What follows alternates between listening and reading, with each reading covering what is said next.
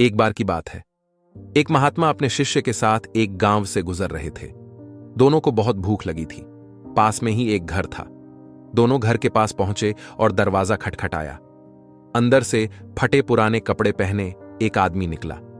महात्मा ने उससे कहा, हमें बहुत भूख लगी है, कुछ खाने को मिल सकता है क्या?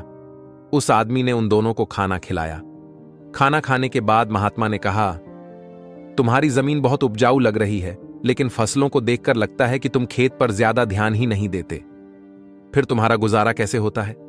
आदमी ने उत्तर दिया, हमारे पास एक भैंस है जो काफी दूध देती है, उससे मेरा गुजारा हो जाता है।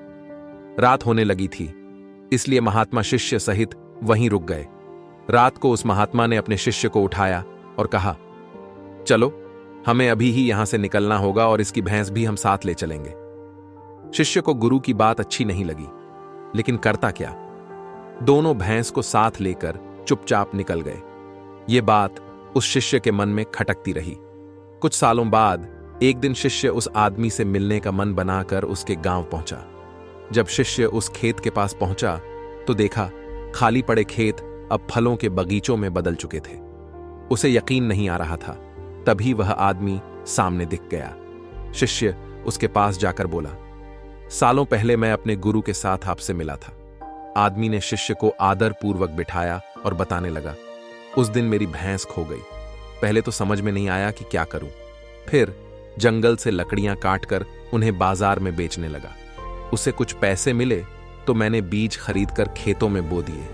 उस साल फसल भी अच्छी हो गई। उससे जो पैसे मिले उन्हें मैंने फलों के बगीचे लगाने में इस्तेमाल किया। अब काम बहुत ही अच्छा चल रहा है और इस समय मैं इस इलाके में फलों का सबसे बड़ा व्यापारी हूं। कभी कभी सोचता हूं, उस रात मेरी भैंस ना खोती तो यह सब ना होता। शिष्य ने उससे पूछा, यह काम आप पहले भी तो कर सकते थे?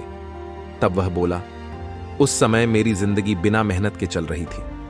मुझे कभी लगा ही नहीं कि मैं इतना कुछ कर सकता हूं। अगर आपके जीवन में भी कोई ऐसी आलस रूपी भैंस है जो आपको बड़ा बनने से रोक रही है तो उसे आज ही छोड़ दें। यह करना बहुत ही मुश्किल है, लेकिन असंभव नहीं है। आशा करते हैं कि हमारी यह वीडियो आपको प्रेरणादायक लगी होगी। धन्यवाद।